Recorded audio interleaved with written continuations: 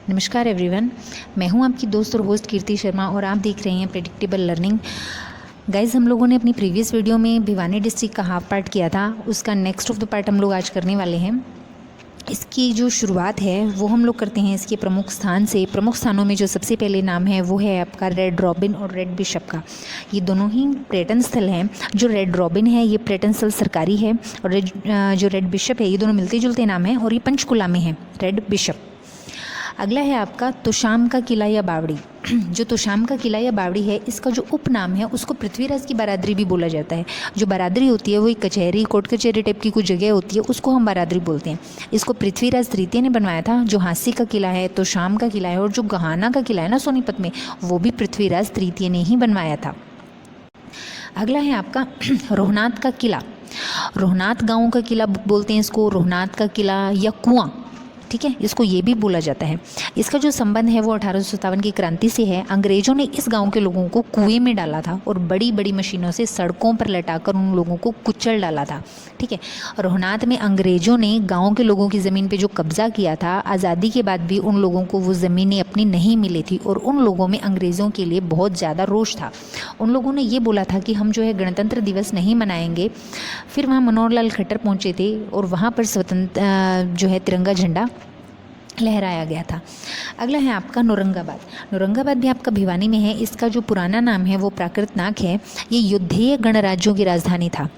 युद्धेय गणराज्य की राजधानी था। युद्धेयों के सिक्के और टकसाल जो हैं वो भी यहाँ से मिले हैं। एक और जो है नौरंगाबाद से मिलता जुलता औरंगाबाद, वो आपका अलग है। जो औरंगाबाद है वो आपका पलवल में है और जो नौरंगाबाद है ये आपका भिवानी में है, ठीक है। अगला है आपका मिताथल। जो मिताथल है ये आपका भिवानी में है। ये जगह यहाँ सिंधु घाटी सभ्यता से रिलेटेड है। हड़प्पा सभ्यता और सिसवाल सभ्यता के अवशेष जो हैं वो भी यहाँ से मिले हैं। यहाँ से खुदाई में समुद्रगुप्त टाइम के सिक्के, यानी कि समुद्रकालीन सिक्के, हारा, चूल्हा, खिलौने, सिक्के बनाने की जो भट्टी है, सिक्के ढालने के जो सांचे हैं वो रोहनाथ के खोखरा कूट से मिले हैं। यहाँ सिक्के बनाने की भट्टी मिली है लेकिन जो सिक्के ढालने के जो सांचे हैं वो रोहतक की खोखरा कूट से बरामद हुए हैं, ठीक है। तो ये चीज़ें यहाँ से मिली हैं और सिंधु घाटी सभ्यता से ये जगह रिलेटेड है। अगला है आपका HBSC, Haryana board school association. इस हरियाणा बोर्ड की जो स्थापना है वो हुई थी 1969 में हुई थी चंडीगढ़ में। लेकिन फिर क्या हुआ था, इसको भिवानी में शिफ्ट कर दिया गया था 1981 में। बहुत सारी बुक्स में बच्चों 1980 दिया गया है जो गलत है। 81 आपका बिल्कुल करेक्ट आएगा। और इसकी जो वर्तमान चेयरमैन है वो इसकी जगबीर सिंह है। इस बोर्ड ने पहली बार जो है 10th की परीक्षा ली थी 1970 में और पहली बार इन्होंने +2 की परीक्षा ली थी 1987 में। और ओपन स्कूलिंग शिक्षा बोर्ड की जो शुरुआत है वो हुई थी 1994 में। इसका आप लोग स्क्रीनशॉट रख लेना। आगे है आपका BTM यानी कि भिवानी टेक्सटाइल मिल। एक टेक्सटाइल मिल है, आपको नाम से ही पता चल रहा है। इसकी जो स्थापना है वो 1937 में हुई थी, 37 में। और यहाँ से अरेबियन बहुत सारे देशों के लिए भी कपड़ा जो है एक्सपोर्ट होता है। अगला है आपका भीम खेल स्टेडियम। भिवानी में है ये भीम खेल स्टेडियम। और जो भीम खेल पुरस्कार है ना, ये खेल जगत में दिया जाने वाला सबसे बड़ा पुरस्कार है, भीम पुरस्कार। जो भीम सिंह है वो एक खिलाड़ी हैं, जो एथलीट हैं। इन्होंने 6.1 फुट की छलांग लगाकर रिकॉर्ड बनाया था और इन्हीं के नाम पे दिया जाता है ये पुरस्कार। 1966 में जो एशियाई खेल हुए थे ना, इसमें उन्होंने छलांग लगाई थी, ठीक है। अगला है आपका अम्बाला डिविजनल पॉलिटिकल कॉन्फ्रेंस। जो ये कॉन्फ्रेंस है, इस कॉन्फ्रेंस का आयोजन भिवानी में 22 अक्टूबर 1920 को हुआ था। 22 अक्टूबर 1920 को इस सभा की जो अध्यक्षता है वो बाबू मुरलीधरन ने की थी। इस सभा में महात्मा गांधी ने भी भाग लिया था। महात्मा गांधी 1920 में भी भिवानी आए थे और यहाँ पर उन्होंने राष्ट्रीय अदालत का निर्माण किया था। आगे चलते हैं हमारे प्रमुख व्यक्तित्व की तरफ, जिसमें सबसे पहले नाम है चौधरी बंसीलाल का।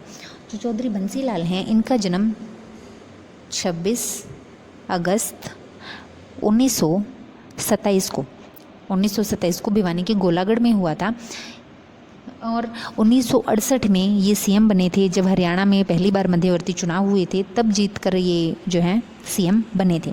1975 तक ये CM रहे। फिर बनारसी दासगुप्ता को जो है आगे की कार्रवाई सौंप दी गई थी। और फिर ये सेकंड टाइम जब बने थे 1986 से 87 और थर्ड टाइम बने थे 1996 से 98 तक। 1975 से 77 तक ये देश के रक्षा मंत्री भी रहे हैं। इनके पास 1984 से 86 तक देश के जो परिवहन और रेल मंत्रालय भी रह चुके हैं। जो चौधरी बंसीलाल हैं ये लोकसभा के 3 बार एमपी रह चुके हैं और राज्यसभा के भी 2 बार एमपी रह चुके हैं। इनके जो उपनाम है, इनको विकास पुरुष कहा जाता है, हरियाणा का लौह पुरुष कहा जाता है। ठीक है, जब हरियाणा में पहली बार सीएम बने थे तो इनकी पार्टी का नाम था कांग्रेस पार्टी। इन्होंने हरियाणा विकास पार्टी का जो गठन है वो 1991 में किया था, 1991 में। और ये जो पार्टी है 1996 में जीती थी। याद रखना 1991 में तो हुआ था इसका गठन, पर इस पार्टी की जो जीत हुई थी वो हुई थी 1996 में।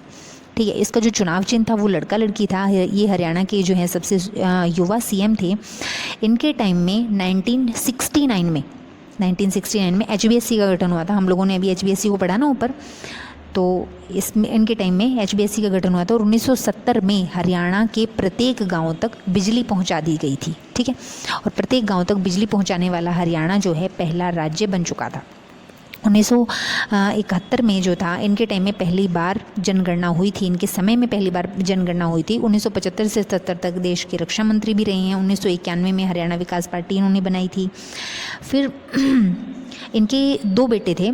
एक तो सुरेंद्र सिंह जो OP जिंदल के साथ जिनकी हेलीकॉप्टर दुर्घटना में मृत्यु हो गई थी, सन 2005 में हुई थी उनकी मृत्यु सुरेंद्र जी की। जो दूसरे थे वो थे महेंद्र सिंह जो BCCI के पूर्व अध्यक्ष रह चुके हैं। इन्होंने हरियाणा की जो दूसरी भाषा है, हरियाणा की दूसरी भाषा के रूप में तमिल भाषा को लागू किया था। और बंसीलाल जो है तुशाम से चुनाव लड़ते थे। अगला है आपका बनारसी दास गुप्ता। ये हरियाणा के 2 बार सीएम बने थे, 1975 से 77 और 1990 से 90, यानी कि ये 6 महीनों के लिए बने थे, 1990 to 90। ठीक है, और 75 से 77 ये 2 साल के लिए रहे थे। इन्होंने इनकी जो 3 पत्रिकाएं भी हैं बनारसी दास गुप्ता की, सबसे पहली है हरियाणा केसरी पत्रिका, सेकंड है हरियाणा कांग्रेस पत्रिका और अपना देश पत्रिका। ये इनकी 3 पत्रिकाएं थी। ये हरियाणा विधानसभा के स्पीकर भी रह चुके हैं। पेपर में अगर ऐसे पूछा जाता है कि ऐसे मुख्यमंत्री का नाम बताओ जो स्पीकर भी रह चुके हैं, वो राव वीरेंद्र सिंह भी थे और बनारसी दास भी थे। ठीक है, ऐसे मुख्यमंत्री का नाम बताओ जो 2 बार उप मुख्यमंत्री भी रह चुके हैं, उप मुख्यमंत्री बने हैं, वो हैं बनारसी दास। ठीक है, अगला नाम है आपका लीलाराम। जो लीलाराम हैं ये खिलाड़ी हैं। ये किस चीज़ के खिलाड़ी हैं? कुश्ती के। और 1958 में जो राष्ट्रमंडल खेल हुए थे ना, इसमें पहला भारत को गोल्ड मेडल इन्होंने दिलाया था, लीलाराम ने, कुश्ती के जो खिलाड़ी थे। अगला है आपका पंडित नेकीराम शर्मा। जो पंडित नेकीराम शर्मा है इनका जन्म 4 सितंबर 1887 को हुआ था। केलंगा गांव भिवानी में है ये, यहाँ पे हुआ था। ठीक है, पहले केलंगा गांव रोहतक में पड़ता था, लेकिन अब जो है ये भिवानी में है। इनको हरियाणा केसरी के नाम से भी जाना जाता है। ये इनका उपनाम है हरियाणा केसरी। और हरियाणा केसरी जो है पत्रिका भी है। ठीक है, बनारसी दास गुप्ता की पत्रिका है ना, हम लोगों ने ऊपर पढ़ा है। हरियाणा में होम रूल आंदोलन पंडित नेकीराम ने चलाया था, या हम यूँ कह लें कि होम रूल आंदोलन का इन्होंने नेतृत्व किया था। बाल गंगाधर तिलक ने पुणे से, एनी बेसेंट ने मद्रास से इस आंदोलन का नेतृत्व किया था। इस पत्रिका, इनकी जो पत्रिका है ना, संदेश पत्रिका, जो 1930 में आई थी, इस पत्रिका की जो भाषा थी वो उर्दू थी, यानी कि पत्रिका उर्दू भाषा में थी। 1920 में नेकीराम ने हरिजन आंदोलन शुरू करने के लिए महात्मा गांधी को बुलाया था भिवानी में। ठीक है, अगला है आपका अरविंद केजरीवाल। ये शिवानी यानी कि जो भिवानी में पड़ता है, सिवानी, वहाँ से हैं। अगला है आपका सेठ छज्जूराम। ये भिवानी से बिलोंग करते थे, लेकिन ये कोलकाता में रहते थे। इनको हरियाणा का दानवीर सेठ, हरियाणा का भामाशाह भी कहा जाता था। एक बार क्या हुआ था, इन्होंने चौधरी छोटू राम की पढ़ाई लिखाई के लिए उनको पैसे दिए थे, उनकी आर्थिक सहायता की थी। एक बार उन्होंने मोतीलाल नेहरू की भी मदद की थी।